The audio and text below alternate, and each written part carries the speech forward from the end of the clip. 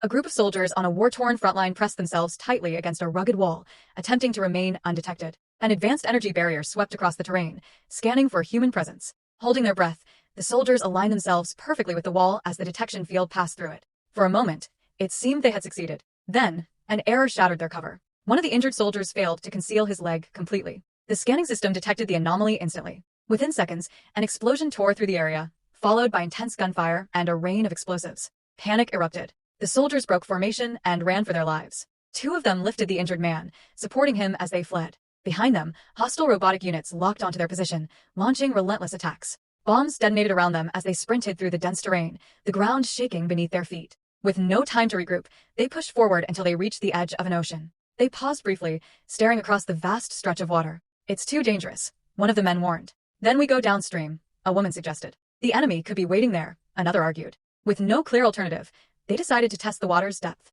One soldier volunteered, tying a rope securely around his waist before diving in. A woman held the other end firmly as he descended into the dark water. Seconds stretched into a tense silence as he sank deeper, eventually disappearing from sight. Panic began to set in. Then suddenly, he resurfaced, farther across, signaling that the passage was safe. Working quickly, they secured the rope to a sturdy tree, creating a makeshift crossing. The injured soldier was placed onto the rope first, carefully guided as the others followed behind. Halfway across, disaster struck. The injured man became entangled, slipping dangerously as the current pulled at him.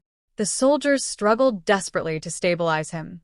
In that critical moment, a robotic unit reappeared and launched another attack. The blast threw them off balance, sending them plunging into the water below. The current dragged them deep beneath the surface as the robot continued firing into the water. Eventually, they were carried to a distant island. Exhausted but alive, they emerged, scanning their surroundings for a way out. Fear weighed heavily on them, but survival demanded action. Searching the area, they discovered a vehicle partially buried in mud. With combined effort and determination, they managed to free it. The woman quickly climbed into the driver's seat and started the engine. It roared to life. Relief spread through the group. They rushed into the vehicle, helping the injured soldier inside. Hope rekindled at the thought of escape.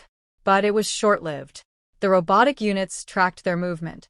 Explosions erupted nearby as another wave of attacks began. One soldier, still outside, grabbed the remaining gear and sprinted toward the vehicle. Gunfire pursued him relentlessly as he dove inside. The driver attempted to pull away, but suddenly slammed the brakes. Another robot stood directly in their path. "Hurry," someone shouted. The machine launched a bomb toward them. The driver swerved just in time, narrowly avoiding impact. The robot advanced,